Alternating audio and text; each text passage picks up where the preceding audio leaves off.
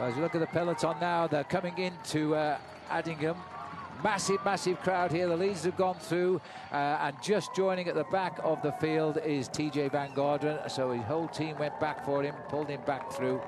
So they're all together. Also Rodriguez again, Purita Rodriguez, he was behind, and he's also back in the main field. You can see they're getting a little bit nervous in this main peloton right now as they've just gone over the Wharf River, which is 97 kilometers long, and they're interested in the sprint point coming up next. Giant Shimano, and they will, I think, try and look after that sprint point for their man Marcel Kittel, who leads the race overall. He leads the green jersey points competition with 45 points to Peter Sagan's 45. Now they're locked on time because Peter Sagan got himself points at the intermediate sprint point on yesterday's stage. Sitting at the back there, the new French national champion in the red, white and blue jersey, that is Arnaud Demare. He won that title in a sprint just over a week ago in France, not too far away from Futuroscope. This is the small streets of Addingham. We're 10 kilometers to go to the sprint point. This is Giant Shimano on the front. Interesting to note that the riders in the dark blue jersey over on the left-hand side of Movistar, those are the riders of Alejandro Valverde, the Spanish squad, but they've also got a rider who placed well up in the sprint competition yesterday, and that's Juan Jose Rojas. He's a good sprinter. Moving forward as well, despite the loss of Mark Cavendish yesterday, not starting this morning, Omega Pharma Quick-Step. Designed to take a fairly easy ride at the back. Cyril Gauthier, number 154, he's a French rider on the Europe car squad. Just in front of him, wearing 67, Laurens Tendam. Interesting character, Laurens Tendam. He didn't come into the sport till very late on in life when he thought he'd have a crack at cycling, and turned out to be rather good. He's seen some dramatic crashes over the years. In fact, a couple of years ago, we saw him severely stitched up after a crash on his face in one of the Pyrenean stages, but he got up, finished the stage, and continued on to finish the tour as well. 141 kilometers to go.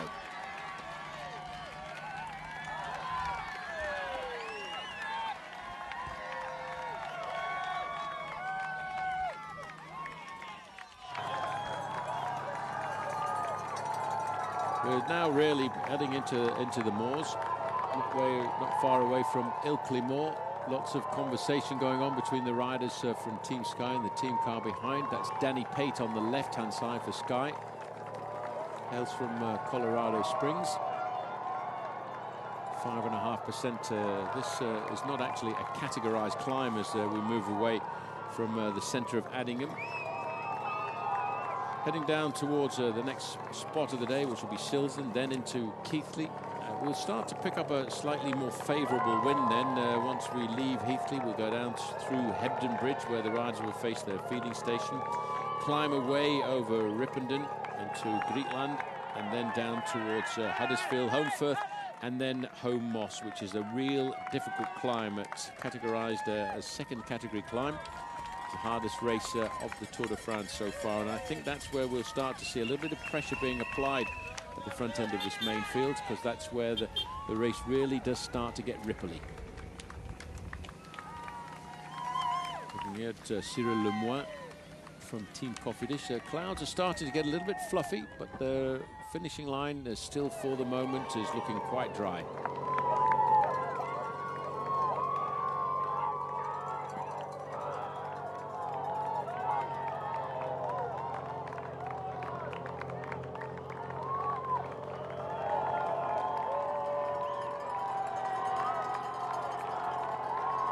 Bernie Eisel.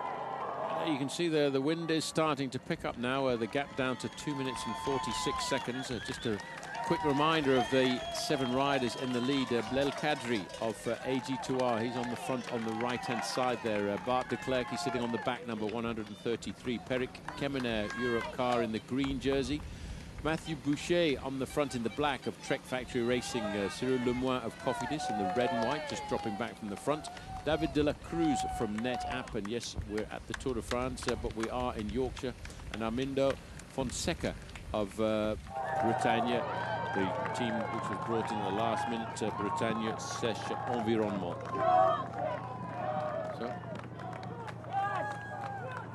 So there's Bernie Eisel. Xavier Zandier was a rider from Team Sky, just sitting on the front.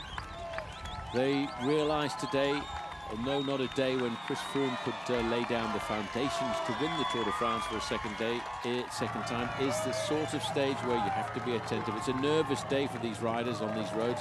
Temperatures warmed up a fraction now to 17 degrees Celsius, which is fairly cool, but not too much to worry these riders. Many of them starting off early on with long jerseys on there. There's the flag of South Africa flying high. I know this is being watched in South Africa. Many people probably wondering about Daryl Impey, who was a rider who was initially selected to be part of the Tour. Oh, again, sorry, a little bit of delay there. And somebody's fallen off to the... In fact, I think that... Oh, dear. This looks to me as if somebody's had an accident with one of the camera bikes who was trying to get past it. It's very difficult for the still cameramen to do their work in a day like this, because they have to take photographs at the side of the road and then try and accelerate and get by the main field and go up towards the front and do their job once again. And it's a very difficult relationship, especially on a day like today when it's very stressful riding in the main field.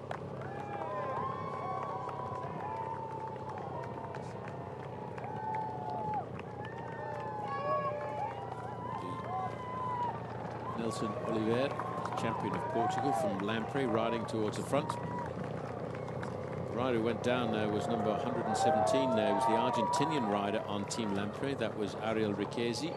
I think there was an accident, just a little contact between the photographer's bike and him as they were trying to move around the outside. Yeah, Riquesi was second to last yesterday on the stage. He got dropped. He lost quite a lot of time, in fact, and but he is a good sprinter, and it is his first Tour de France. And here's our man now advertising the new vests that riders have been given to carry the bottles. They're sticking them down the jerseys and up their sleeves and legs of the racing shorts. And he rushes back to seek his team leaders. Well, that was Michael Morkov. You might remember him from previous tours. He's actually a very good track rider, part of the Danish team for the Team Pursuit at the Olympic Games in London. But he raced in the Tour de France a couple of years ago in 2012. And he was in the break on almost every stage over the first 5 days of the race. A very aggressive bike rider and could turn a fine turn of speed. Very strong man in his second tour, I think, at the moment. 2 minutes, 30 seconds is the gap as we... more undulations, all weakeners, these climbs, you know, as they come over the top of these small undulations. There's plenty of them today. They're not all categorized. There are in fact 9 climbs which are categorized in the King of the Mountains, but there are plenty of other ripples along the Yorkshire borders today as well. We're now in South Yorkshire, by the way, West Yorkshire, I beg your pardon, before you all write in, as we cross now from North Yorkshire heading west through Keighley. And by gum, there's another lesson in the Yorkshire language for you. As here we go, 5 kilometres now. This is dropping down into Silsden, I think, as we now are heading towards the actual sprint in Keighley. And once again, everybody has turned out as we swing back here. Is this another crash or a replay of the first one? No, it's another one. Yep. I can't understand why there are quite so many, Paul. You can't blame the public. They're off the road. No, the riders are just nervous. It's a very nervous day here. Just at the back there is the leader of Team Belkin. That's Bout Mollema. And helped there by his teammate Sepp van Mark, number 68. And I think it's just nervousness on these first opening stages. Riders trying to move around the outside, taking a few risks.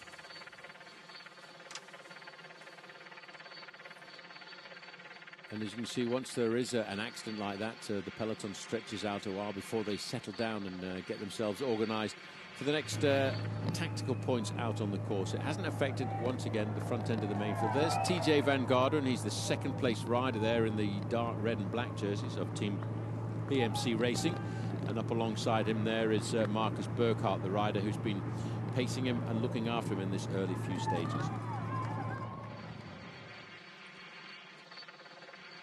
Brief reminder, there are 7 riders off the front end of the main field, and here they are. 3 riders in this leading group are first-time participants in the Tour de France. Armindo Fonseca at the back there in the white jersey. He's 25, it's his first tour. David de la Cruz in the dark blue jersey of Netap. He's from Spain. He's also 25 and riding his first Tour de France. And in the black jersey, moving forward, 29-year-old from the United States, Mathieu Boucher of Team Trek Factory Racing. So 3 riders in their first Tour de France, first participation, getting themselves into the breakaway. They're riding along here at a fairly good average speed, 50 kilometers an hour. That's 31 miles an hour. I don't think I've ever been to the Tour de France and seen quite so many barriers. Somebody must have got themselves a very good contract to produce all of those. In fact, I lifted one up the other day and they are very light. I have to think that many of them may well be aluminium because they're so light. And it's keeping the crowds away from the road, and it's keeping it nice and safe. And these accidents that are happening are really very much due to the nervousness, I think, of the riders on the opening day. Silsden welcomes Le Tour.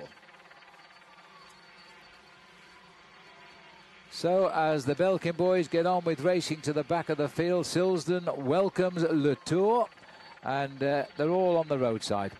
Well, everybody's really starting to get a little bit nervous. This is, I think, because we're coming down towards this next sprint point of the day, it's important.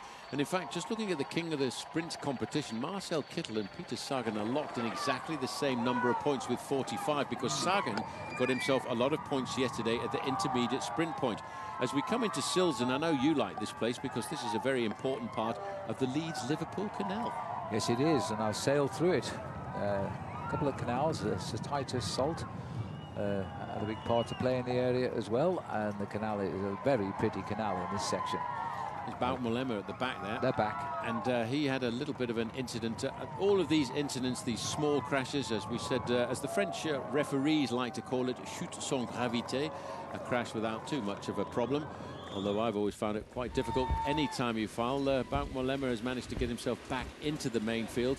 Any kind of crash really affects you from a nervous point of view. Is that Jens Voigt on the other side? Because if it is, he's got his blue trousers on now. It's either Jens or Marcel Kittel. He's showing them the way anyway. It's on Mobile Arrow. 2 kilometers for the sprint, 7 guys up front, so they take the major slice of points, which doesn't really matter in all honesty because they're not in contention, or won't be, by Paris for the green jersey. I think we'll get a good sprint from behind though, because Kittel and Sagan must go head to head, I think. And it looks like that will be the case because serious face now on the yellow jersey. If you can just see him, he's concentrating. Watch for the white jersey also down centre front of our picture now, because that's Peter Sagan, and he is going to look to take the sprint here as well. As Paul Sherwin said, they're equal on points, so the man who gets in front of the other lays claim to the green jersey tonight. Yes, there are 20 points for the first rider to cross the line. In recent years, they've changed this competition to have just one single sprint point out on the course. And at that sprint point, as I say, first 15 riders to cross that line will get points. And it's extremely important, maybe not in the first couple of days, but after 3 weeks of racing, 1 point can be the difference between winning or losing that competition, which for Peter Sagan is extremely important. And Stuart O'Grady lost to Eric Zabel some years ago. It was literally on the last sprint of the Tour de France on the Champs-Élysées, so it can go down to the wire. Anyway, they're only a kilometre away up front here, and there they go, 7 of them. It'll be interesting to see whether they actually race for the line. I think they will, personally, as we're on the outskirts of Keighley here. And they get a prize of €1,500. What's that, about £1,200 just by winning the sprint? Or $2,000 if you want to put it into United States currency. €1,000 for second and €500 for third. Depends on the exchange rate that you get, but that's around about $700 and $1,200 for second and third place. Well, looking at these guys, Paul, they won't want to exchange it, will they? Euros will go down very nicely in France. Well, I think they'll save it to spend once they get away from London on Monday night. Yeah. Maybe when they're on the train across, they'll be able to buy themselves some extra sandwiches as we make our way across to Belgium for the restart of the Tour de France on the continent proper. Yes, as we head into the finish in Lille on Tuesday. Just over the borders, they're not far away from the finish of the famous French classic Paris-Roubaix. Well, they were well expecting the big crowds here, weren't they? Look at the barriers they put out on the outskirts of Keighley. This is there is the sprint, and yeah, it doesn't mean a great deal to them, so they're not going to bother with it. Blel Kadri, I think it is, gone over in first place. No sprint there. That was to be expected. It won't be the same in about 2 minutes and 1 second. Well, there's only 8 points for the main field once they come up here, but those 8 points could be extremely impossible. But in the past, Phil, especially going back to last year, we've seen that Marcel Kittel really doesn't get involved in these intermediate sprint points. However, one man who always goes and looks for a few points here and there is Peter Sagan, who is looking to win this green jersey points competition for the 3rd year in a row.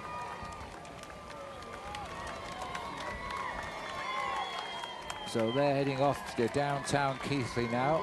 And here you can see the teams are lining up as if it were the stage finish itself now. As they start, the boys in the lime green jerseys are looking to lead out. The man in the white jersey, Peter Sagan, tucked in nicely.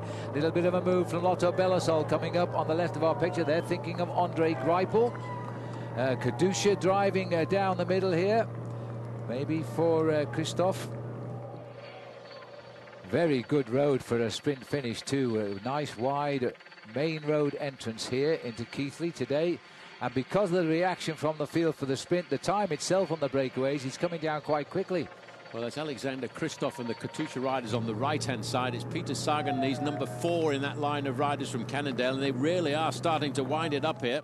And in fact, it's Coquard in 4th position there in the green jersey, the Frenchman. He wants to get himself some more points. Coquard is really impressing. It's his very first Tour de France, this youngster. He rates himself as a sprinter, and he's looking like a Mark Cavendish of old, looking at his rivals when he knows he's won.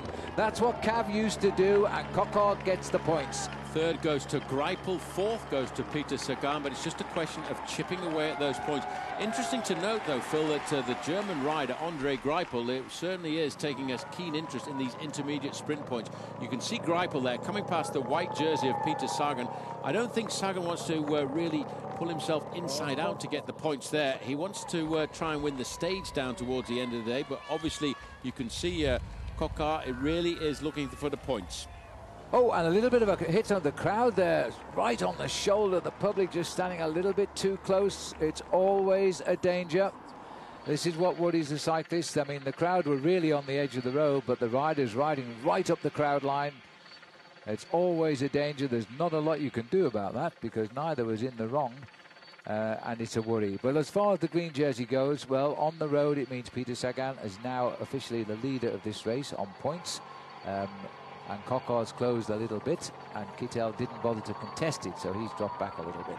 Yes, but I think at the end of the day, Peter Sagan is thinking yellow. That's what he's looking for at the end of today's stage. He wants to stay in contact with this group once they go over these final few climbs of the day, get himself a good finish on today's stage, and try and get himself the yellow jersey.